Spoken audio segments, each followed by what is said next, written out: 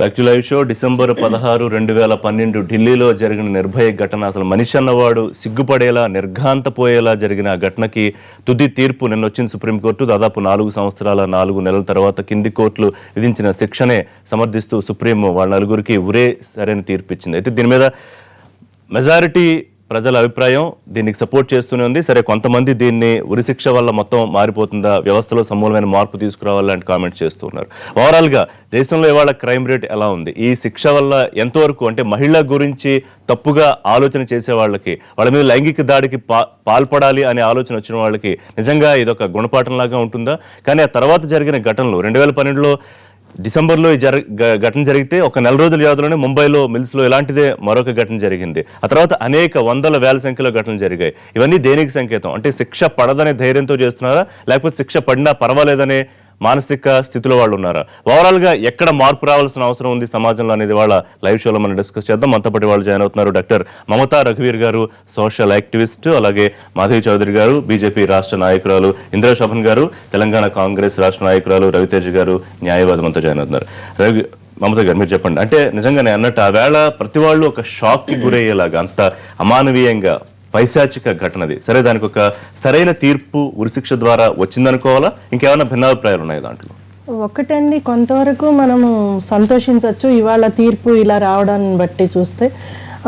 కానీ నా బాధ ఏంటంటే 4 ఏళ్ళు పట్టడం, ఇంత మన భారతదేశాన్ని ప్రపంచాన్ని కుదిపిన కేసులో కూడా మనం 4 ఏళ్ళ 4 నెలలు పట్టడం అంటేనే ఇంకా ఎక్కడో చాలా లోపాలు ఉన్నాయి అనేది మనకు తెలుస్తుంది. తర్వాత ఇంకొకటి ఏంటంటే ఇంకా అపీల్కి కూడా వాళ్ళకి అవకాశాన్ని ఇవ్వడం, అది కూడా అనవసరము అని అనిపిస్తుంది. తర్వాత మన చట్టంలో నిజంగా చాలా ఈ కేసు సమూలమైన మార్పులు తీసుకురాగలిగింది.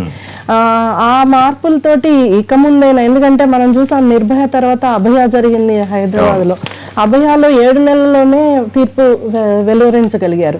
సో దీనివల్ల కొంతవరకు మనకి చట్టంలో మార్పు తీసుకురాగలిగాము నిర్భయ కేసు వలన. తర్వాత కొంతవరకు ఇలాంటి కేసుల్లో జరిగితే పోలీసులు కూడా త్వరగా స్పందించే పద్ధతులు మొదలయ్యాయి. తర్వాత కొంతవరకు ఈ కేసులో గొప్ప విషయం ఏంటంటే ఫోరెన్సిక్ ఎవిడెన్సెస్ ఎలా కలెక్ట్ చేశారు, దాన్ని ఎంత చక్కగా ప్రజెంట్ చేశారు అని, చాలా శాస్త్రీయపరంగా చాలా చక్కగా చేయడం ఒకటి. ఇంకొకటి, దీంట్లో మరణ వాంగ్మూలాన్ని బట్టి ఇవాళ ఈ కేసును డిసైడ్ చేశారు. ఈ కేసులో హావభావాలతోటి ఆమె ఇచ్చిన మరణ వాంగ్మూలాన్ని కూడా కన్సిడర్ చేయడము, దాన్ని ఇంపార్టెంట్ గా తీసుకోవడము అనేవి ఈ కేసులో చాలా గొప్ప విషయాలు. తర్వాత ఒకటి, వాళ్ళ న్యాయవాదులు ప్రపంచం అంతా జనాల యొక్క ఒత్తిడి వలన ఇలాంటి నిర్ణయం తీసుకున్నారు అనేది నేను అనుకుంటా రాంగ్. ఎందుకంటే హానరబుల్ జస్టిస్ భానుమతి గారు ఈ కేసులో చాలా చక్కగా చెప్పారు. ఏంటంటే ఇది ఒకటి మనకి సమాజానికి ఒక ఇది మనము ఇప్పుడైనా నేర్చుకోవాలి, జెండర్ ఈక్వాలిటీ తీసుకురావడానికి, అలానే యాటిట్యూడ్ చేంజ్, అందరిలో మార్పు తీసుకురావడానికి ఇది ఒక సంకేతం మనకి అనేది తీసుకోవాలి అనేది చాలా మాట్లాడదాం ఇంకా డీటెయిల్డ్ గా. రవితేజ్ గారు, మీరు చెప్పండి. అంటే కొన్ని న్యాయవాదిగా సరే, ఎవరన్నా ఏ వృత్తి చేస్తున్నా వాళ్ళకి వృత్తి ధర్మం అనేది ఉంటుంది, వాళ్ళు టేకప్ చేసిన కేసులో దాన్ని గెలిపించుకోవాలి. కానీ ఇలాంటి కేసుల్లో కూడా న్యాయవాదులు అలాగే ఆలోచిస్తారా? ఒక న్యాయవాదిగా ఈ విషయంలో దోషుల తరపు న్యాయవాదులుగా ఉన్న వారి కామెంట్స్ మీరు ఎట్లా చూస్తున్నారు? ఎందుకంటే తీర్పుపై వాళ్ళు సమాజానికి సందేశం ఇచ్చేందుకు ఉరిశిక్ష వేయడం కరెక్టేనా, లేకపోతే ఇది మానవ హక్కులను హరించడమే, ప్రజల మనోభావాలకి ఒత్తిడికి తలొగ్గి ఈ తీర్పు వచ్చింది, ఇట్లాంటి కామెంట్స్ చేశారు వాళ్ళు. అంటే జస్టిస్ భానుమతి గారు జడ్జిమెంట్లో కూడా రాశారు, ప్రజల మనోభావాలని బట్టి తీర్పులు ఉండాల్సిన ఆవశ్యకత ఉంది అనే ఒక రాశారు. మేబీ దానిపైన 2 భిన్నాభిప్రాయాలు కూడా వ్యక్తమయ్యేటటువంటి అవకాశం ఉంటుంది. ఎందుకంటే ప్రజల మనోభావాలు అనుకూలంగా కూడా ఉండొచ్చు, కొన్ని నేరాలకి అనుకూలంగా ఉన్నంత మాత్రాన వాటిని మనం సమర్థించాలని న్యాయ వ్యవస్థ వాటితో పాటు వెళ్ళాలని లేదు. కాబట్టి ఆ ప్రజల మనోభావాలతో సంబంధం లేకుండా శాస్త్రీయ దృక్పథంతో దాన్ని సమాజంలో మార్పు కోసం ఏ విధమైన చర్యలు తీసుకోవాలనే దానిపైన ఉండాలి తీర్పులు అనేవి కూడా. మేము కూడా అదే అనుకుంటాను. ఓకే, అలానే ఇంకొక విషయం ఏంటంటే ఏ తీర్పు అయినా కూడా ఇన్వెస్టిగేషన్ మీద ఆధారపడి ఉంటుంది. ఇన్వెస్టిగేషన్ ఒక వ్యవస్థని, అంటే పోలీస్ వ్యవస్థని, ఇన్వెస్టిగేట్ చేసేటటువంటి విచారణ చేసేటటువంటి వ్యవస్థని మనం బలపరచుకోకుండా సమూలమైన మార్పులు జరుగుతాయి నేర నిరూపణలో అనుకునేది మన అత్యాశ అవుతుంది. అది 2వ విషయం. 3వ విషయం, భానుమతి గారు చెప్పినట్టు, ఇందాక డాక్టర్ గారు కూడా చెప్పినట్టు, జస్టిస్ భానుమతి గారు రాసినట్టు కేవలం ఉరిశిక్ష కానీ లేదా స్ట్రింజెంట్ పనిష్మెంట్స్ మాత్రమే ఇక్కడ మహిళలపై నేరాలు అరికట్టగలవు అనేది అపోహ మాత్రమే. దానిలో పూర్తిగా సమాజంలో సమూలమైనటువంటి మార్పులు రావాలి. విద్యా పరంగా కూడా మనం పిల్లల దగ్గర జెండర్ ఈక్వాలిటీ పైన సెన్సిటైజేషన్ తీసుకురావాలని రాశారు. అలానే అంటే న్యాయవాదులు ఏదైతే కామెంట్ చేస్తారో సమాజానికి ఒక మెసేజ్ ఇచ్చేందుకు ఉరిశిక్ష విధిస్తారా అని ఆ కంటెక్స్ట్ లో చెప్పండి.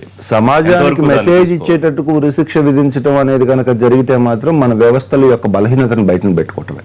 మన వ్యవస్థల యొక్క బలహీనతని మనం సమర్థిస్తున్నారా సమర్థించట్లేదు. నేను ఉరిశిక్ష మీద నా అభిప్రాయం కంటే కూడా నేను అనేది ఒకటి, అది సమాజం కోసం వేసేటటువంటి ఉరిశిక్షలు అవ్వకూడదు. సమాజానికి ఏదో మనం చూపించాలని వేసేది. ఇది రాజకీయాలు కాదు, ఇది ఒక వ్యవస్థ పనిచేసేటటువంటి ప్రయత్నం చేస్తుంది. వ్యవస్థని బలపరుచుకునేటటువంటి ప్రయత్నం చేయాలి తప్పితే వ్యవస్థ మీద నమ్మకం కల్పించడం కోసం ఏదో ఒక చర్య చేసి దాన్నే చేసి should be a holistic approach ఉండాలి. ప్రభుత్వ పరంగా అట్లానే న్యాయపరంగా చట్టాల పరంగా కింద విచారణ చేసేటటువంటి వ్యవస్థల పరంగా అన్ని విధాలుగా ఎటువంటి చర్యలు తీసుకోవాలి, దానికి time line. To be precise ఈ కేసు గురించే మాట్లాడదాం. ఇప్పుడు ఈ నలుగురికి ఒకవేళ ఉరిశిక్ష కాకుండా ఏమి చేసి ఉండవచ్చు? ఈ నలుగురికి ఉరిశిక్ష వేయాలా లేదా అనేది ఎవిడెన్స్ బట్టి ఉంటుందండి.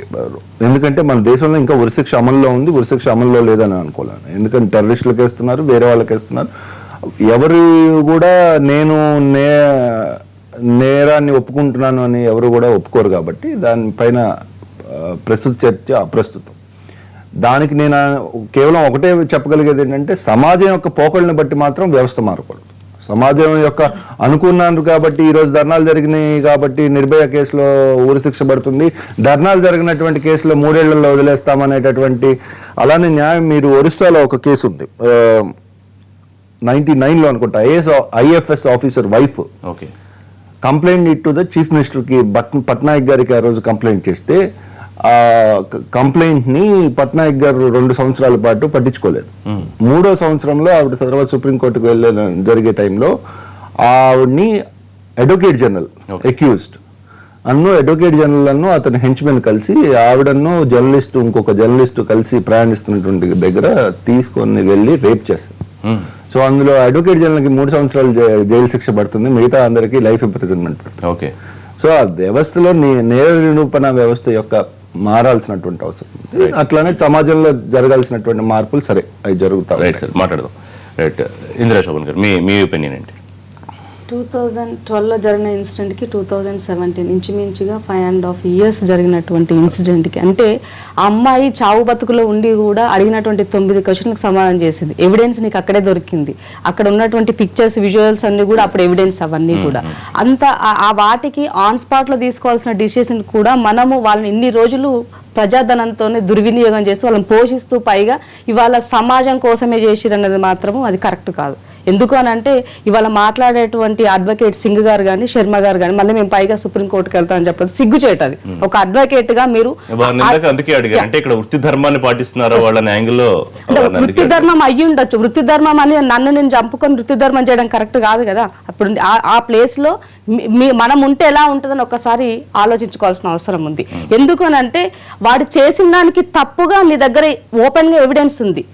ఆ అమ్మాయిని ఎంత క్రూరంగా చేశారన్న దానికి ఎవిడెన్స్ ఉంది. వాళ్ళు ఇంకొక కారణం చెప్తున్నారు, పేదరికానికి తీర్పుకు ముడిపెట్టి మాట్లాడారు కూడా క్షమాభిక్ష దొరుకుతుంది కదా అంటే ఇప్పుడు కజాబ్ విషయంలో మన అలా చేసింది అదే ఉన్నది కదా, 1000 కోట్ల రూపాయలు ఖర్చు పెట్టి చేస్తున్నారు. ఇలాంటి ఎగ్జాంపుల్ ఆయన చెప్తున్నాడు కానీ దానికి దీనికి చాలా డిఫరెన్స్ ఉంది. అంటే ఉగ్రవాదానికి తర్వాత ఇక్కడ అసంఘిక కార్యకలాపాలకు ముడిపెట్టడం కరెక్ట్ కాదు. ఉగ్రవాదము దీనికన్నా ఇంకెక్కువనే, వాడికి ఇంకా అంతకన్నా ఆన్ స్పాట్ లో చేయాల్సిన అవసరం ఉన్నది.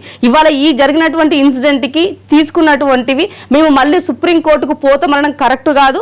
ఒకవేళ అలాంటి వ్యాఖ్యలు ఏదంటే తను ఉపసంహరించుకోవాల్సిన అవసరం ఉన్నది ఈ ఇష్యూలో మాత్రం. ఎందుకనంటే మొత్తానికి ఢిల్లీ అని అంటే ఒక నడిగడ్డ, ఆ గడ్డలోనే ఉన్నట్టు జరిగినటువంటి దానికి అంటే 24 గంటలు సెక్యూరిటీ ఉన్నటువంటి ఏరియాలో కనీసం మినిమం ఎలాంటి అది లేకుండా జరిగినటువంటి ఇన్సిడెంట్ దేశవ్యాప్తంగా అతలాకుతున్నాయి. అంటే ఇలాంటి ఇన్సిడెంట్లు ఇంకా వేరే దగ్గర జరగట్లేదంటే ఊరికి జరుగుతుంది. 2 గంటకి 2 ఇలాంటి కార్యక్రమాలు జరుగుతున్నాయి మనం చూస్తున్నాం. ఈవెన్ ఏజ్ తో నిమిత్తం లేకుండా 3 నెలల పాపను కురు వృద్ధురాలని, ఇలాంటి ఇన్సిడెంట్ మనం చాలా చూస్తూ వస్తున్నాం. ఇలాంటి వాటికి కనీసం మినిమం అంటే ఇవాళ ఉరిశిక్షకు ఏమని ఎవరు అనరు, కానీ జరిగినటువంటి ఇన్సిడెంట్ అట్లాంటిది కాబట్టి డెఫినెట్ గా ఉరిశిక్ష వేయాల్సిన, ఉరిశిక్ష అసలు ఆన్ స్పాట్ లో వరంగల్లో జరిగినటువంటి ఇన్సిడెంట్ కనుక మనం తీసుకుంటే ఆ రోజు ఎన్కౌంటర్ చేశారు ఆన్ స్పాట్ లో. అంటే అతను అక్కడ ఉన్నటువంటి ఆఫీసర్ ఎంతగా ఫీల్ అయి ఉంటాడు ఒకసారి ఆలోచించండి మీరు. అంటే ఆ ప్లేస్ లో నేను కానీ, నా బిడ్డ కానీ, నా అక్క కానీ, నా చెల్లి కానీ ఉంటే ఎలా ఉండేదో అని ఆయన ఆలోచించాడు, ఫీల్ అయ్యాడు. కాబట్టి వృత్తి ధర్మం పక్కన పెట్టండి, వృత్తి ధర్మం తర్వాత సెకండరీ. ఇవాళ గవర్నమెంట్ కూడా ఇలాంటి వాటిని ప్రోత్సహించాలని ఏ గవర్నమెంట్ కూడా చెప్పదు. అది జరిగిన తర్వాత మన దగ్గర ఉన్నటువంటి రాజ్యాంగంలో కానీ చట్టంలో కానీ ఉన్నటువంటి లొసుగులను చేసుకొని తర్వాత కేసును ఎట్లా చేసుకున్నా మనం అందరికీ తెలిసిన విషయాలే. ఇవాళ బహిరంగంగా ఆయిషా కేసు ఏం జరుగుతుందో కూడా మనం చూసినటువంటి ఘటన ఉంది. అంటే ఈ రకంగా వెళ్ళినప్పుడు ఇలాంటి వాటికి అంటే ఇమ్మీడియట్ గా చేయాల్సిన అవసరం అయితే ఉన్నది. ఇవాళ మొత్తానికి తీసుకుంటే అంటే ఒక గత ఇన్ని రోజుల నుంచి కనుక క్యాల్కులేట్ చేసినట్లయితే 1,00,000 కేసుల్లో ఇప్పటి వరకు 1,00,000 కేసులు ఫైల్ అయితే కేవలం 3,653 మాత్రమే మనకి కేసులు వాటిని తీర్పులు వచ్చినట్టుగా మనం చూస్తున్నాం. అంటే మనం ఎంత వెనకబడి ఉన్నామో ఒక్కసారి అర్థం చేసుకోవాల్సిన అవసరం. ఒక్కసారి అంటే కామన్ పర్సన్ కూడా ఉన్నది, ఒక్కసారి పోలీస్ స్టేషన్కి వెళ్ళి కోర్టుకు వెళ్ళిన తర్వాత చూద్దాం ఎప్పుడో వచ్చేదానికి అనే ఆలోచన అంటే లేదు దానిపైన. అంటే చట్టానికి కళ్ళు లేవు అని చెప్పేసి మనం పదే పదే మాట్లాడుతున్నాం. అంటే నాకు ఎవిడెన్సే చాలంటున్నారు. మరి అమ్మాయి ఇచ్చిన వాంగ్మూలం అంతకన్నా ఎవిడెన్స్ ఏం అవసరం లేదు కదా, పక్క వాళ్ళే అవసరం లేదు కదా, అక్కడే ఆన్ స్పాట్ లో జరిగినటువంటి విజువల్స్ అనే ఎవిడెన్సే కదా. ఎట్లా అంటే ఇంత సమయం పట్టినా ఒక మంచి తీర్పు వచ్చిందని భావించాలా, లేకపోతే ఎంత ఎవిడెన్స్ ఉండి ఎంత ఫోకస్ ఉండి దేశవ్యాప్తంగా చర్చ జరిగిన కేసులో కూడా ఎంత సమయం పట్టిందా అని ఆలోచించాలా? ఇవాళ రిషి గారు పాలిటిక్స్ అసైడ్, ఇవాళ ఒకసారి మహిళగా ముందు అక్కడ న్యాయం జరిగింది అని నేను అన్నను. అంటే అమ్మాయికి అయితే న్యాయం జరగలేదు, అంటే మేబీ వీవ్ లాస్ట్ హర్, తనైతే లేదు. సో తనకైతే న్యాయం ఏ రకంగానూ జరిగిందని నేను అన్నాను. కాకపోతే ఏంటి అని అంటే ఇవాళ ఈ తీర్పు కొంత డెఫినెట్గా ఒక భయం అనేది సృష్టిస్తుంది. కాకపోతే ఇది ఇంకా కొంచెం ముందు వచ్చి ఉంటే ఇమ్మీడియట్గా, అంటే ఇవాళ మనం ఈ టైం గ్యాప్ ఏదైతే తీసుకున్నారో ఈ తీర్పు ఇంత టైం లేకుండా తొందరగా వచ్చి ఉంటాయి. ఇదే అని కాదు, ఏ కేసులో అయినా సరే తీర్పులు తొందరగా వస్తే మన న్యాయ వ్యవస్థని మనం కనుక కొంచెం పటిష్టంగా చేసుకుని కొంచెం తొందరగా వచ్చేటట్టు కనుక మనం చూసుకుంటే ఇలాంటి నేరాలు అనేకంగా మనం తగ్గించు. 4 ఏళ్లలో జరిగిన వాటి సంఖ్యను తగ్గించు డెఫినెట్ గా తగ్గేది. ఇవాళ మన సిస్టమ్ ఎలా అయిపోయిందంటే ఏది మనం ఇవాళ ఏదన్నా చేస్తే, ఏదన్నా నేరం ఇవాళ కనుక ఏదన్నా జరిగితే దానికి ఎప్పుడు 10 సంవత్సరాల తర్వాత 15 సంవత్సరాల తర్వాత తీర్పులు వస్తున్నాయి. సో ఎవరికైనా సరే ఏంటి అంటే ఏముందిలే మన సిస్టంలో ఎప్పుడుకో కదా వచ్చేది, కొన్నిసార్లు అయితే చనిపోయినాక తీర్పులు రావటం కూడా మనం చూసాం. సో దీని మూలన ఏంటి అని అంటే ప్రజలు అంటే ఎవరైతే ఇలా చేద్దాము చేసే ఆలోచనలు ఉన్నాయో చేస్తున్నారో వాళ్ళకి ఎక్కడ భయం అనేది లేదు. అక్కడ ఎవరు వాళ్ళని స్టాప్ చేయట్లా. ఇక్కడ రిఫార్మేషన్ అనేది ఇవాళ శిక్ష దేనికి వేస్తారు, నువ్వు ఏదైనా తప్పు చేస్తే శిక్ష వేస్తున్నారు అంటే నువ్వు రిఫార్మ్ అవుతావు అని. జైల్లో ఉన్నా సరే, జూలైన్ హోమ్ లో ఉన్నా సరే రిఫార్మ్. కానీ ఇవాళ ఈ 4 ఎవరైతే ఉన్నారంటే ఇప్పుడు 6 యాక్చువల్ గా దీంట్లో నిందితులు, ఒక అతను అయితే సూసైడ్ చేసుకున్నాడు, ఇంకొక అతను జూలైన్ హోమ్ లో ఒక 3 years ఉన్నాడు, తర్వాత బయటకు వచ్చాడు. ఈ 4 కూడా డాటర్ ఆఫ్ ఇండియన్ డాటర్ అదే ఒక డాక్యుమెంటరీలో కూడా వాళ్ళు ఏమని చెప్పారు, ఆ అమ్మాయి రేప్ చేయించుకుంటే మేము చంపేవాళ్ళం కాదండి. What do they mean? ఇక్కడ అసలు ముందు ఎందుకు అర్థం చేసుకోరు? నో మీన్స్ నో అనేది ఒక ఎవరైనా సరే వద్దు అంటే వద్దు, you try to understand that. అంటే ఇదేంటండి మేము చేస్తామంటే నువ్వు చేయించుకోవాలి అనేది, అంటే ఇక్కడ దే హావ్ నాట్ రిఫార్మ్డ్, ఎక్కడ వాళ్ళు మారలేదు. ఇలాంటి వాళ్ళకి మళ్ళీ ఇలా లాయర్స్ వెళ్ళి ఈ కేసులు వాదించడం, తర్వాత హ్యూమన్ రైట్స్ ఉల్లంఘించడం అని ఎట్లా వ్యాఖ్యానిస్తున్నారు అనేది I just don't agree with it. ఇవాళ ఇప్పుడు ఇలాంటి వాళ్ళని సొసైటీలో ఎలిమినేట్ చేయాలంటే కంప్లీట్ గా ఎలిమినేట్ చేయాలా, లేకపోతే సొసైటీలో తిరగకుండా ఫుల్ టైం వాళ్ళని దూరంగా పెట్టాలి, లైఫ్ టైం ఇంప్రిజన్మెంట్ లాగా? రిషి గారు ఇవాళ మీరు ఇందాక ఫస్ట్ స్టార్టింగ్ లో అన్నట్టు మనం ఒక మరణశిక్ష విధిస్తే దీంతో అన్ని తగ్గిపోతాయి అంటే నేను ఒప్పుకోనండి. అన్నీ అయితే తగ్గవు. ఎందుకంటే బేసిక్ గా మార్పు అనేది మనుషుల్లోంచి రావాలి, ప్రతి ఒక్కరి నుంచి రావాలి. ఇవాళ మనం చట్టాలు ఎంత కఠినంగా చేసుకున్నా మన మనస్సాక్షి కూడా ఉండాలి. మనం చేసేది తప్పు అనేది మనకు అది అనిపించి మనం దాన్ని ఆపుకుంటేనే ఇవాళ ఒక సిస్టమ్ లేకపోతే ఒక పొలిటికల్ లీడర్ ఎంత ఫోర్స్ చేసినా కూడా ఇవాళ మనం అందరి గురించి మాట్లాడుతున్నాం. ఒక సిస్టమ్ చేసుకొస్తున్నాం, మనం చట్టాలు తీసుకొస్తున్నాం. మరి కన్న తండ్రే కూతుర్ని రేప్ చేసిన ఎన్ని ఇన్సిడెంట్స్ మనం చూస్తున్నాం. మరి దాన్ని ఎవరిని బ్లేమ్ చేస్తాం? మనం అక్కడ ఏ సిస్టమ్ ని బ్లేమ్ చేస్తాం, ఏ చట్టాన్ని బ్లేమ్ చేస్తాం, ఎవరిని బ్లేమ్ చేస్తాం? సో అక్కడ బేసిక్ గా ఏంటి అంటే ముందు మనుషులు మారాలి, వాళ్ళ ఆలోచనలు మారాలి. ఇవాళ 3 నెలల అనేది చూడట్లేదు, 70 ఏళ్ళ ముసలాడు అనేది చూడట్లేదు. బేసిక్ గా అక్కడ ఒక లేడీ మనం చెట్టుకు ఒక చీర కట్టినా కూడా they see in that terms. ఇవాళ ఒక లేడీని ఒక కమాడిటీగా చూస్తున్నారు అనేది మనకు అర్థమైంది. ఇవాళ సినిమాల్లో కానీ ఎక్కడైనా సరే ఒక commodity.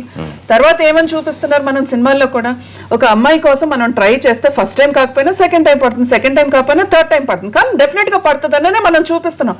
These are the messages we are giving to the society. So సొసైటీలో కూడా ఇవాళ పిల్లలకి మనం చూస్తే ఇవాళ మనం we are talking about that 17-year-old guy, అది కాకుండా 13 ఏళ్ళ పిల్లలు కూడా చేసినవి ఉన్నాయి. క్లాస్మేట్స్ ని కేరళలో జరిగింది, 13 ఏళ్ళు అతను తండ్రి అయ్యాడు, 16 ఏళ్ళు ఆమెకి. అదే. సో ఇలా మనం ఎన్నో చూస్తున్నాం. ఇవాళ దీనికి మనం టెక్నాలజీని కూడా బ్లేమ్ చేయాలా అంటే కొన్నిసార్లు ఎస్ అని అనిపిస్తుంది. ఎందుకంటే ప్రాన్ సైట్స్ కానీ ఏదైనా సరే it is available to you just on your mobile app. Mobile phone లో ఏవి ప్రొవోక్ చేస్తున్నాయి, ఎక్కడ కంట్రోల్ చేయాలని మాట్లాడదాం. తర్వాత నేర ప్రవృత్తి గురించి డాక్టర్ గారు చెప్పే ముందు జువైనల్ దాని గురించి ఎట్లా అండి? ఇప్పుడు అతను ఎక్కడో ఏదో వంట చేసుకుంటున్నాడో ఎక్కడున్నాడో తెలియదు అతనికి. ఇప్పుడు ఆ ఏజ్ మైనర్ దాటిపోయి అతను మేజర్ అయ్యాడు. ఇప్పుడు అతని విషయంలో కూడా శిక్ష పడాలని చాలా మంది భావిస్తున్నారు. పడాల్సిన అవసరం ఉందా, లేకపోతే అప్పుడు అతను మైనర్ కాబట్టి వదిలేయాల్సిన అవసరం ఉందా? మైనర్ అయినా చేసిన దారుణంలో అతను కూడా ఉన్నాడు కదా. అంటే దానిలోనే నిర్భయ యాక్ట్లో జువెనైల్స్ యాక్ట్ అమెండ్ చేయాల్సినటువంటి అవసరం ఉందని 16 years తగ్గించడం జరిగింది. మేబీ ఇంటర్ప్రిటేషన్లో they will upheld it. I think so, I hope so. Appeal చేసి హీ మైట్ బి సెంటెన్స్డ్. అంటే ఇప్పుడు మైనారిటీ నాన్ మెజారిటీకి మధ్య డిఫరెన్స్ ఆఫ్ ఒపీనియన్స్ లో సుప్రీంకోర్టు 2 విధాలుగాను స్పందించింది ఇంతకు ముందు ఉన్నటువంటి కేసుల్లో. కొన్ని కేసుల్లో ఏమో ఇంతకు ముందు జరిగినటువంటి అప్పుడు మైనర్ అయినా సరే దాన్ని రిఫార్మేటివ్ ప్రొసీజర్ లో ఇతను పాల్గొనేటటువంటి అవకాశం లేదు కాబట్టి, అది మైనర్ గా తెలియక చేసినటువంటి విషయం కాబట్టి, మైనర్ యొక్క బిహేవియర్ ని దాటి మేజర్ బిహేవియర్ లోకి వెళ్ళి చేసినటువంటి క్రైమ్ కాబట్టి అతనికి సెంటెన్స్ ని అప్పీల్ చేసినటువంటి ఉన్నాయి. అట్లానే వాటిని కాదన్నవి కూడా కేసులు ఉన్నాయి. కానీ ఈ కేసులో తదుపరిగా తీసుకుంటారనే భావిస్తున్నాం. చిన్న బ్రేక్ తీసుకుందాం. బ్రేక్ తర్వాత ఇందాక అనుకున్నట్టుగా అంటే చట్టాలు ఇక్కడ చాలా ఆలస్యం అవుతాయి, లేకపోతే శిక్షలు ఎప్పటికో పడతాయి అనే ఒక ధైర్యంతో క్రైమ్కి కమిట్ అవుతారా, లేకపోతే ఇప్పుడు మనం అనుకున్నట్టు 3 నెలల ఒక చిన్న పసిగుడ్డు మీద కూడా క్రైమ్ చేస్తున్నారు, అలాగే వృద్ధాప్యంలో 40 ఏళ్ల వాళ్ళ మీద కూడా క్రైమ్ చేస్తున్నారు. అంటే ఆ నేర ప్రవృత్తి అనేది ఆ మానసిక స్థితిలో ఉంటుందా, లేకపోతే అప్పటికప్పుడు పరిస్థితులకు అనుగుణంగా అలా మారుతారా? దీని గురించి మాట్లాడదాం డాక్టర్ గారితో షార్ట్ బ్రేక్ తర్వాత. Stay tune.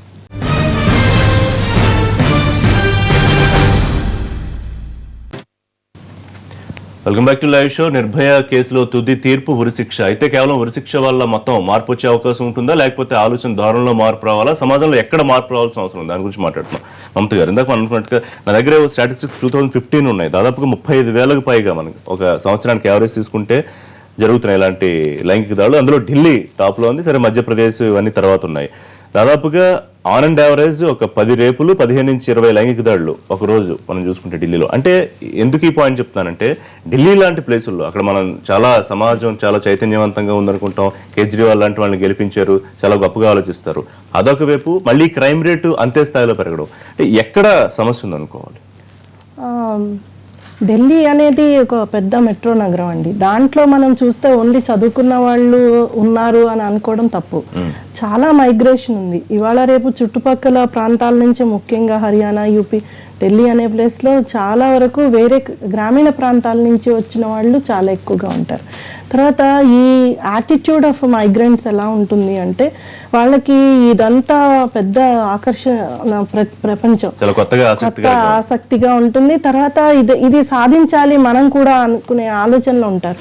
నిర్భయ దాంట్లో చేసిన వాళ్ళు కూడా వీళ్ళంతా మైగ్రేటెడ్, ఎప్పుడో మైగ్రేట్ అయ్యి ఇక్కడికి వచ్చి చిన్న చిన్న చితకా పనులు చేసేవాళ్ళు. వీళ్ళకి కూడా మెంటాలిటీ ఎలా అంటే అవన్నీ ఆనందించాలి అనే ఉద్దేశము, ఆ ఆలోచనలే ఉంటాయి. కానీ ఒక విలువలో లేకపోతే ఒక అసలు ఒకటండి, వాళ్ళు తాగి ఉన్నారు, తర్వాత వాళ్ళకి అసలు అంత మంచి పెంపకాలు లేవు, లా తెలియదు, బహుశా ఏమీ తెలియకపోయి ఉండొచ్చు. లేదు అంటే ఒక్కటే వాళ్ళకి తెలిసింది ఏంటంటే ఉమెన్ ఎంజాయ్ చేద్దాం ఇవాళ అనే యాటిట్యూడ్లో ఉండడం ఒకటి. ఇలాంటి సంఘటనలో మనం ఇక్కడ చెయ్యట్లేదు, కానీ ఎవరైతే ఇలాంటి చేస్తున్న మనుషులు ఉన్నారో వాళ్ళ సైకాలజీ మీద మనం ఎక్కడా కూడా దృష్టి పెట్టట్లేదు. నెదర్లాండ్స్ లాంటి ప్రదేశాల్లో ఎవరైతే రేప్ చేస్తారో ఆ కల్ప్రిట్స్ మీద చాలా ఇన్వెస్టిగేషన్ జరుగుతుంది. వాళ్ళతోటి చాలా రకాల ఎనాలిసిస్లు చేయిస్తారు. ఎందుకు చేశాడు, ఎందుకు చేస్తాడు, పెరిగిన నేపథ్యం, మానసిక అదే మానసిక పరిస్థితి ఏంటి, దాన్ని తగ్గించడానికి ఏం చెయ్యాలి అనేది కూడా అక్కడ జరుగుతుంది. సో మన దగ్గర కూడా అలాంటిది రావాలి. ఒకందుకు అది చేయకపోతే, ఎందుకంటే ఇలాంటివి చేసేవాళ్ళు ఒక రకమైన పర్వర్షన్, ఒక రకమైన సైకలాజికల్గా వాళ్ళలో కెమికల్ అనాలిసిస్ కూడా ఉంటుంది, మార్పు ఉంటుంది అని చెప్తున్నారు. పిల్లల దగ్గర నుంచే ఈ యాటిట్యూడ్ చూడొచ్చు. సో పిల్లల్లో నుంచే ఇలాంటివి గమనించి డెఫినెట్గా వాళ్ళని కౌన్సిలింగ్ ద్వారా మార్చచ్చు, తర్వాత వాళ్ళకి ఏదైనా హెల్ప్ తీసుకురావచ్చు అనేది చెప్తున్నారు. బాల నేరస్తుల విషయంలో కూడా దీని మీద చాలా జరిగాయండి ప్రపంచవ్యాప్తంగా. దాంట్లో కూడా చెప్పింది ఏంటంటే ఈ వీళ్ళకి ఏదైతే ఉన్నాయో ఆ మానసిక స్థితుల్ని బయట పెట్టగలిగితే వాళ్ళు రేపు పొద్దున పెద్ద క్రిమినల్స్ గా అవ్వరు. అలాగనే చిన్న పెట్టి క్రైమ్స్ చేసేవాళ్ళు వాళ్ళని అక్కడి వరకు ఆపగలిగితే పెద్ద క్రిమినల్స్ గా మారరు. దీని మీద కూడా ఈ మధ్య మన సెంట్రల్ యూనివర్సిటీ వాళ్ళు ఒక ఇన్వెస్టిగేషన్ చేపట్టారు.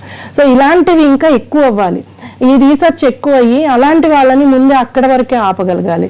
అది రాకపోతే ఇంతవరకు వీళ్ళు వెళ్ళి తారస్థాయికి చేరుకునే పర్వర్షన్స్ అయ్యే అవకాశం ఉంది.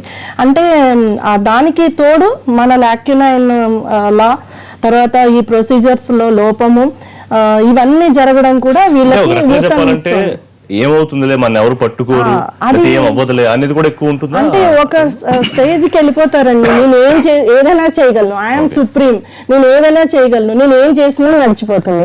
ఆ సుప్రీం ఆలోచనల నుంచి వీళ్ళని బయటపట్టాలి అంటే లా పని చెయ్యాలి, యాటిట్యూడ్స్ లో మార్పు రావాలి, చుట్టూ ఉన్న ఎన్విరాన్మెంట్ లో మార్పు రావాలి, పెంపకాల్లో మార్పు రావాలి, పిల్లలని చిన్నప్పటి నుంచి ఆ విషయాల్లో వాళ్ళు ఎలా ఉంటున్నారు అనే దాని మీద గమనించి వాళ్ళని చాలా తక్కువ ఉండవచ్చు మన సొసైటీలో. ఒకటి, రెండోది న్యాయపరంగా వారు చెప్పిన కల్పిట్ మీద ఒక పరిశోధన కానివ్వండి, లేకపోతే వాళ్ళ మానసిక స్థితి, ఆ రకమైన కౌన్సిలింగ్ అసలు మన దగ్గర లేదుగా. ఉందా అట్లాంటి కౌన్సిలింగ్? కొన్ని ఇంటర్వెన్షన్స్ ఉన్నాయండి. బట్ అపార్ట్ ఆవిడ మేడం చెప్పినట్టు మమతా గారు, ఈ కాన్ఫ్లిక్ట్, మైగ్రెంట్ కాన్ఫ్లిక్ట్లో మైగ్రెంట్స్ ఒక స్టడీ కూడా లా కమిషన్లో కానీ తర్వాత జరిగినటువంటి అదర్ విషయాల్లో కానీ ఈ సెక్షువల్ అఫెండర్స్ లిస్ట్లో ఉండేవాళ్ళు ఎయిదర్ రెండు రకాలండి. Once they are direct family relatives, అంటే ఫ్యామిలీలో ఇంటర్నల్ రిలేషన్ ఉండటం వల్ల ఒకటి, రెండు కంప్లీట్లీ బయట వాళ్ళు, అన్నోన్ పీపుల్. మూడో రకం ఏంటంటే ఇది రిపీటెడ్ అఫెన్స్ అని ఉంటుంది. రిపీటెడ్ అఫెండర్స్ జనరల్లీ ఏంటంటే ఒకటే అక్యూజ్డ్ ఉంటాడు, ఒకటే విక్టిమ్ ఉంటారు. ఒకసారి కాలేజీలోనే ఎప్పుడో ఈ టీజింగ్లో కంప్లైంట్ ఇస్తే కంప్లైంట్ మీద కాంప్రమైజ్ అవటం, కాంప్రమైజ్ అయిన తర్వాత వెనక్కి రావటం, మళ్ళీ తర్వాత ఏదైనా జరగటం. మీరు కనుక చూస్తే విజయవాడలో శ్రీలక్ష్మి అనే కేసు జరిగింది, రివెంజ్ మోడ్తో ఉంటారు. So Srilakshmi case was twice complaint, not taken up అనే యాక్షన్, మళ్ళీ జరిగింది. అట్లానే ఇదేమో కంప్లీట్లీ స్ట్రేంజర్స్, నిర్భయ కేసు. ఇలానే పిల్లల్ని, అంటే సొంత పిల్లల్ని లేదా కజిన్స్ పిల్లల్ని అలా సెక్షువల్లీ అఫెండ్ చేశారు. వీళ్ళందరిలో ముగ్గురికి ఒకటి మీరు కనుక గమనిస్తే, మీరు మూడు కేటగిరీస్ని కనుక చూస్తే డైరెక్ట్గా చట్టంతో ఎవరికి సంబంధం ఉన్నట్టు అనిపించదు వాళ్ళకి. వాళ్ళు ఈ రోజు వరకు ఎప్పుడూ కూడా ఇన్వెస్టిగేషన్ సిస్టమ్స్ని కానీ టోటల్ సోషల్ సెక్యూరిటీ సిస్టంలో ఎప్పుడు భాగస్వాములు అయి ఉంటారు. ఒకళ్ళేమో ఎస్కేప్ అయ్యాం కదా అని ఒక ఫీలింగ్తో ఉంటారు, 2 సార్లు మనల్ని కాంప్రమైజ్ అయ్యారంటే. రెండో వాళ్ళేమో స్ట్రేంజర్స్, మనల్ని అసలు ఎవరు గుర్తుపట్టలేరు. ఇంకోటి ఇందులో మైగ్రెంట్ క్లాస్ ఎక్కువ కావడంతో వాళ్ళు వచ్చినటువంటి పరిస్థితి ఎలా ఉంటుందంటే వాళ్ళు ఎప్పుడు పోలీసులు కూడా చూసి ఉంటారు, దానిపైన కేసు జరుగుద్దని కానీ అలాంటివి ఏమి అసలు వ్యవస్థలోనే కనిపించదు. రెండో రకం ఏంటంటే చెప్పర్లే మన ఇంట్లో వాళ్ళు కదా అనే ఒక ధైర్యం ఉంటుంది. సో ఈ 3 రకాలని ఎలా హ్యాండిల్ చేస్తారనే దానిపైన కాంప్రహెన్సివ్ ప్రోగ్రామ్ ఏం లేదు మన ప్రభుత్వం తరపు నుండి కానీ మన చట్టాల తరపు నుంచి. దాన్ని అడ్రస్ చేయాల్సినటువంటి ఒక అవసరం ఉంది. రెండవ అవసరం ఏంటంటే వీటిని ఇంప్లిమెంట్ చేసే వ్యవస్థే మనకి ఫెయిల్యూర్ అవుతుంది. ఇప్పుడు ఇందాక వేరే వాళ్ళు మన ఫ్రెండ్స్ మాట్లాడినట్టు ఎవిడెన్స్ అవి వాటిని లెట్ జ్యుడిషియరీ డీల్ ఇట్. దానికి మనం ఒక వ్యవస్థను ఏర్పాటు చేసుకుందే ఆ చట్టాలను పరిష్కరిస్తానికి చూస్తానికి టైం కావచ్చు, ఏదైనా కావచ్చు. దాన్ని ఎలా స్పీడప్ చేయాలనేది కూడా ఒక వ్యవస్థ క్రియేట్ అవ్వాలి. అంతేగాని దానికి నేను చెప్తేనో మన దగ్గర లోపం ఉందిగా. ఇప్పుడు ఇఫ్ ఐఎమ్ రైట్, మాజీ సుప్రీంకోర్టు ప్రధాన న్యాయమూర్తి వారు కన్నీళ్లు పెట్టి లోపం ప్రతి వ్యవస్థలోనూ లోపం ప్రతి వ్యవస్థలోనూ ఉంటుంది. లోపం ఈ ఒక్క వ్యవస్థలోనే ఉండదు. లోపం అనేక వ్యవస్థల్లో ఉంటుంది. విచారణ వ్యవస్థలో ఉంటుంది, న్యాయ వ్యవస్థలో ఉంటుంది, చట్టాల్లో సృష్టించేటటువంటి వ్యవస్థలో ఉంటుంది. అసలు సమాజంలోనే లోపం ఉంటుంది. సమాజంలో లోపం లేదని మనం ఇంత బాగా మనం అని నోరు తెరుచుకొని చూసేటటువంటి అమెరికాలో కత్రీనా అని తుఫాను వస్తే, ట్విస్టర్ వస్తే వేల కొద్ది రేపులు జరిగినాయి. దానిపైన రిపోర్టెడ్ రేప్స్ చాలా తక్కువ ఉన్నాయి. అమెరికాలో రిపోర్టెడ్ రేప్స్ చాలా తక్కువ ఉంటాయి. డ్రగ్ అబ్యూజ్ లో ఉండే రేప్స్ తక్కువ ఉంటాయి. సో వ్యవస్థల్లో లోపాలు ఉండవు అని ఒక ఆశ అనేది తప్పు. ఇంకోటి చాలా మంది మన దగ్గర ఈ నరికేయాలి, ఉరి వేసేయాలి అనుకునే వాళ్ళందరూ కూడా సౌదీ అరేబియా ఇవి చేస్తారు. సౌదీ అరేబియాలో రేప్ చేయాల్సిన అవసరం ఏముంది? 10 మంది భార్యలు చేసుకోగలిగేటటువంటి ఆ వ్యవస్థ అది. సో దాన్ని మనం ఈక్వేట్ చేసి మాట్లాడేటువంటి ప్రయత్నం చేయకూడదు. దీనిలో మనం వ్యవస్థలో ఉన్నటువంటి లోపాలను సరిదిద్దుకొని వ్యవస్థని బలిష్టం చేసుకునేటువంటి ప్రయత్నం చేయాలి తప్పితే దాన్ని ఉన్న లోపాల్లో నుండి బయటికి ఒక క్షణంలో బయట లోపాలు నేరం చేయాలనుకునే వాళ్ళకి అవకాశాలు, లోపాలు నేరం చేయాలనుకునే వాళ్ళకి అవకాశమే కాదు, నేరాన్ని ఏ విధంగా చూస్తున్నారు అనేది కూడా ఒక అవకాశమే. నేరం వైపు ఏ విధంగా చూస్తున్నారు అనేది కూడా మన లోపం. మనం కూడా చట్ట వ్యతిరేకంగానే చూసేటటువంటి ప్రయత్నం చేస్తున్నాం. మన వ్యవస్థను భ్రష్టుపట్టించుకునేటటువంటి వ్యవస్థనే సృష్టించుకుంటున్నాం. అడ్వకేట్స్ వెయ్యాలా లేదా అనేది క్వశ్చన్ వచ్చినప్పుడు అసలు ఎవరు పాల్గొన్నారు అనేది దాన్ని ఎలా నిరూపిస్తాం? మనం simple on stand basis of judiciary అనేది ఉండదు. ఈ సమాజం మారుతున్న తరుణంలో ఇటువంటి కనుక కావాలంటే మన ఫ్యాసిస్ట్ ప్రపంచాన్ని మనం కోరుకుంటున్నట్టు. ఫ్యాసిస్ట్ ప్రపంచాన్ని కోరుకోవాలనుకుంటే సతీ వ్యవస్థ మళ్ళీ వస్తుంది, డౌరీ మళ్ళీ వస్తుంది, మళ్ళీ మహిళలు స్కూల్కి వెళ్ళకూడదు, మళ్ళీ వెనక్కి వెళ్ళాలి, జెండర్ ఈక్వాలిటీ ఉండరు, మహిళలు గోశాలను బయటకు రాలేరు, ఇవన్నీ వస్తాయి ఈ అన్నిటిని చేయాలనుకుంటే. అన్ఫార్చునేట్ మనకి తెలంగాణ కూడా 3rd ప్లేస్ లో ఉండడం ఈ మహిళల మీద అత్యాచారాలు లేకపోతే లైంగిక దాడులకు సంబంధించి. సరే, బీజేపీ పాలిత రాష్ట్రాలు కూడా తర్వాత 2, 3, 4, 5 స్థానాల్లో ఉన్నాయని ఒక రిపోర్ట్ ఉంది. సో ఎట్లా చూడాలి అంశాన్ని? రాజకీయ కొంత ఇక్కడ మన దగ్గర కొంత బెటర్మెంట్, షీ టీమ్స్ కానివ్వండి, మరొక టీంలు కానివ్వండి, కొంత నిఘా పెరిగింది అనుకోవాలా? షీ టీమ్స్ ఉన్నాయనంటే ఓన్లీ హైదరాబాద్ పరిధిలోనే షీ టీమ్స్ ఉన్నాయి, విలేజ్ లెవెల్లో లేవు. ఇప్పుడు వినవేంక ఘటన కనుక చూసినట్లయితే అక్కడ షీ టీమ్స్ లేవు వాళ్ళ దగ్గర. ఆ టైంలో జరిగినటువంటి అప్పుడు మేము గవర్నమెంట్కి కానీ తర్వాత హెచ్ఆర్సీ కానీ తర్వాత ఎస్సీ హ్యూమన్ రైట్స్ వాళ్ళకి కానీ ఇవ్వడం జరిగింది. నేను ఆ కేసులో ఇచ్చాము అక్కడ వాళ్ళకి, మీరు డెఫినెట్గా ఇది టేక్ కేర్ చేయాల్సిన. కానీ కాకపోతే కొంత త్వరితగతిన అమ్మాయి కొంత న్యాయం అయితే జరిగింది వినవంక ఇష్యూలో. దెన్ అది జరిగినాక ఒక విత్ ఇన్ 1 వీక్లోనే మళ్ళీ ఒక ఇన్సిడెంట్ జరిగింది కరీంనగర్లోనే. సో అంటే మనం ఎక్కడ కట్టడి అన్నది ఇప్పుడు శిక్షలు పడ్డాయి అన్నంత మాత్రాన ఇంకా సమసిపోతుంది సమస్య అనేది. సోషల్ మీడియాలో వైరల్ అయిపోతుంది ఇష్యూస్ కూడా. అంటే ఇమ్మీడియట్ ఆన్ స్పాట్ లో జరిగినటువంటి ఇష్యూ కొన్ని పెట్టకూడని పిక్స్ కూడా సోషల్ మీడియాలో మనం చూస్తున్నాం. బట్ అది పెట్టేటువంటి వాళ్ళకి మినిమం కొంచెం కామన్ సెన్స్ ఉండాలి. భారతీయ సంస్కృతి అన్నది ఎంత గొప్ప సోషల్ మీడియాలో పోస్ట్ చేస్తున్నారు, అంత డేర్ ఎంత వాళ్ళకి అన్నది చూసుకోవాల్సిన అవసరం ఉంది. ఇప్పుడు ఇంకొకటి ఏంటంటే మనం భారతీయ సంస్కృతి చాలా గొప్పది అనమాట. నాగరిక సమాజంలో ఉన్నాను మాట్లాడుకుంటున్నాం, కానీ ఎక్కడ కూడా జరిగేటువంటి కార్యకలాపాలను కూడా అనాగరికంగా అసాంఘికంగా జరుగుతున్నటువంటి పనులు. వీటినంటే ఇక్కడ పేరెంట్స్ తప్పు ఉంది అని కొంతమంది మాట్లాడుతున్నారు. పేరెంట్స్ యొక్క అంటే సరైన పద్ధతిలో పిల్లల్ని పెంచలేకపోవడం వల్ల ఇటు తప్పుదారి పడుతుంది. అంటే ఏ పేరెంట్స్ కూడా పిల్లలు మంచిగా పెరగాలని అనుకుంటారు, చెడుదారిలో పోవాలని అయితే ఎవరు అనుకోరు. దీనికి ముఖ్యంగా ఇవాళ ఉన్నటువంటి టెక్నాలజీని అడ్వాంటేజ్గా తీసుకొని మంచిగా కాకుండా చెడుకి ఎక్కువ వాడుతున్నారు. దానితో పాటుగా ఫ్రెండ్స్కి అంటే పేరెంట్స్లో ఇంకొకటి కారణం ఏంటి అని అంటే పిల్లలు ఏదడినా కూడా ఇవాళ ఇచ్చేస్తున్నారు.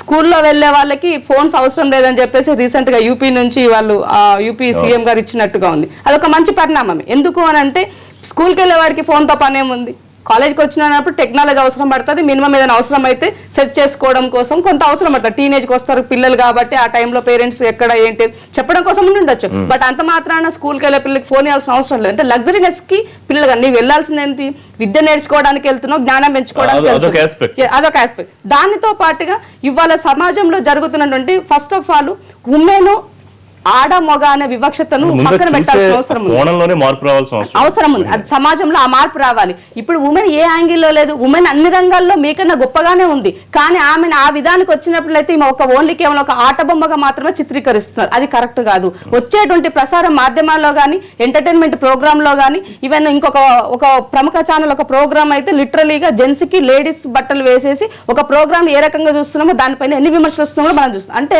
మీరు చెప్పే విధానము ఏంటంటే సమాజం ఒక ప్రోగ్రామ్ చేస్తున్నామంటే సమాజానికి మంచి మెసేజ్ ఇచ్చే విధంగా ఉండాలి. ఒక నేరస్తుడు నేరం చేస్తున్నాడంటే కేవలం వాడు ఒక్కడే తప్పు కాదు, అనేక అంశాలు ప్రభావితం చేస్తున్నాయి డెఫినెట్ గా. దానితో పాటుగా ఉన్నటువంటి పిల్లల యొక్క వాళ్ళ యొక్క పెరుగుదలతో పాటుగా సమాజంలో వాటిపైన ఎఫెక్ట్ నే కావచ్చు, పరిగణన తీసుకున్నటువంటి విషయంలో కానీ నిఘా అన్నది కంపల్సరీ అవసరం. కొంచెం కాంప్లికేటెడ్ గా అనిపిస్తుంది. అంటే కేవలం ఎవడు చేస్తున్నాడో వాడు ఒక్కడే తప్పు కదా, సొసైటీ మొత్తం ఎంతో కొంత బాధ్యత వహించాల్సిన అవసరం డెఫినెట్ గా. అందుకని ఓవరాల్ గా సమాజంలో మార్పు రావాలి. సమాజంలో మార్పులో ప్రతి మనిషిలో కూడా మానవత దృక్పథం అనేది డెవలప్ అవ్వాలి.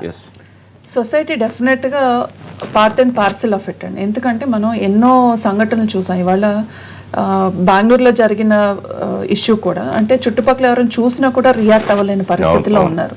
అంటే దీనికి రెండు రకాలు ఉన్నాయండి. అంటే పాజిటివ్గా చూడాలి అని అంటే ఏంటి అని అంటే ఎందుకు రియాక్ట్ అవ్వలేదంటే ఇవాళ మన సిస్టమ్స్లో ఎలా ఉన్నాయంటే మనం వెళ్ళి కనుక సేవ్ చేసి వాళ్ళని పోలీస్ స్టేషన్కి తీసుకెళ్తే మన్ని ఎన్ని క్వశ్చన్స్ అడుగుతారో రేపు ఈ సిస్టమ్స్ ఎన్ని అదొకటి లేదు. they're not at all sensitive. మనకు కాదు కదా ఎవరికో జరిగింది. అదే మనం ఆ పొజిషన్ లో ఉంటే వీ ఎక్స్పెక్ట్ హెల్ప్. మనకి ఎవరైనా సరే వచ్చి హెల్ప్ చేయాలని అనుకుంటాం. సో డెఫినెట్ గా society is part and parcel of it. ఎప్పుడైతే మనం రెస్పాన్సిబుల్ గా ఉంటాం ఎవ్రీ సిటిజన్, అది ఎవరైనా వచ్చు మగ ఆడ అనేది తేడా లేకుండా everybody has to be part and parcel. ఆ సొసైటీలో ఉన్న వాళ్ళు అందరం have to be responsible for it. ఇందాక క్రైమ్ రేట్ గురించి మనం మాట్లాడాం అండ్ మైగ్రెంట్స్ ఎక్కువ చేస్తున్నారు. ఇక్కడ మైగ్రెంట్సా ఎడ్యుకేటెడా అన్ఎడ్యుకేటెడా అనేది కాదు, ఇక్కడ ఆ mind set is more important. అది ఎడ్యుకేటెడా అన్ఎడ్యుకేటెడ్ అనేది కాదు. ఇవాళ మనం ఐఏఎస్ ఆఫీసర్స్ని చూసాం, జడ్జెస్ని చూసాం, ఐపీఎస్ ఆఫీసర్స్ని చూసాం. వీళ్ళు కూడా how they are harassing as politicians of course. వీళ్ళు కూడా ఎలా హరాస్ చేస్తున్నారు అంటే వీళ్ళందరూ ఎడ్యుకేటెడ్ కాదు. All of these are educated. It is their mind set. వాళ్ళు ఎలా చూస్తున్నారు అవతల వ్యక్తిని అనేది మనం అక్కడ చూడాల్సిన అవసరం. ఇవాళ మార్పు ఎక్కడి నుంచి వస్తుంది అంటే మార్పు మనలో ఉంచే రావాలి. It should start with us. మనం స్టార్ట్ చేసుకోండి. ఇవాళ మనం పిల్లల్ని పెంచుతాం కానీ పిల్లలు ఏ విధంగా మారుతున్నారు, వాళ్ళు ఈ లోపాలు ఏమైనా ఉన్నాయి. ఇవాళ ఫర్ ఎగ్జాంపుల్ మొన్న కేరళలో ఒక ఇది జరిగింది, జిషాది జరిగినప్పుడు ఏంటి అని అంటే ఆ ఎవరైతే అక్యూజ్డ్ దొరికాడో ఆ అమ్మాయిని చాలా దారుణంగా, ఇవాళ నిర్భయ గురించి మనం మాట్లాడుతున్నాం, ఇక్కడ కూడా ఆ అమ్మాయిని చాలా దారుణంగా అంటే he stabbed her, మెడ కోసేసి అది చేసి he had sex with her and all that. తను ఎప్పుడు దొరికాడు? తను యానిమల్స్ తో కూడా సెక్స్ చేస్తున్నప్పుడు he was caught. అంటే తనే చెప్పాడు నేను చేశాను ఇట్లా యానిమల్స్. అంటే ఇవాళ ఊబర్ ఘటన కానివ్వండి ఎన్నైనా సరే మనకి 36th రేప్, తను 36th రేప్ చేసినప్పుడు దొరికాడు. మరి 35 ఇన్సిడెంట్స్ అయితే హ్యావ్ గోన్ అన్రిపోర్టెడ్. ఇవాళ ఎన్ని జరిగినా కూడా అండి, ఇవాళ ఇందాక రవితేజ గారు చెప్పినట్టు కొంతమంది రిపోర్ట్ చేస్తారు, కొంతమంది రిపోర్ట్ చేయరు. యాక్చువల్గా సర్వే ఏం చెప్పిందంటే 98% ఆఫ్ ద రేప్స్ ఏదైతే జరుగుతున్నాయో అది తెలిసి నోన్ పర్సన్ తోనే అవుతున్నాయి. అన్నోన్ పర్సన్ తో ఇట్లా మైగ్రెంట్స్ ఎవరు ముక్కు మొహం తెలియని వాళ్ళు ఇప్పుడు నిర్భయ లాంటిది జరిగింది జస్ట్ 2%. కానీ ఇవాళ రిపోర్ట్ అయ్యే పర్సంటేజ్ మీరు ఇందాక ఒక 1 lakh కేసెస్ అన్నారు కానీ అన్రిపోర్టెడ్ కేసెస్ ఎన్నో ఉంటాయి. ఏంటి అని అంటే మనం సొసైటీకి భయపడతాం. ఇవాళ మన దగ్గర ఉన్న సిస్టమ్స్ ఏదైతే పోలీస్ స్టేషన్ కి ఫస్ట్ బాధితురాలు వెళ్తే తనే ఒక క్రిమినల్ లాగా చూసే పరిస్థితి ఉంది ఇవాళ. ప్లస్ సొసైటీలో కూడా అండి మనం ఇవన్నీ ఎదుర్కొని సరే అయినా సరే నేను కేసు పెడతాను అని, ఫర్ ఎగ్జాంపుల్ మెడ్రాస్లో ఒక కేసు జరిగింది. ఆ అమ్మాయి షీ వాజ్ రేప్డ్, తర్వాత షీ బికేమ్ ప్రెగ్నెంట్ ఆల్సో. తను షీ ఫాట్ ఫర్ ఇట్, వెళ్ళింది కేసులు పెట్టింది, ఎన్ని చేసినా కూడా ఇట్ కెప్ట్ ఆన్ డిలేయింగ్. చివరికి తనకు ఒక పాప పుట్టి ఆ పాప 12 years ఏజ్ వచ్చినాక అక్కడ కోర్టు ఏం తీర్పిచ్చింది తెలుసా? You compromise, you marry that person అని. How can a court ask you to compromise అండి?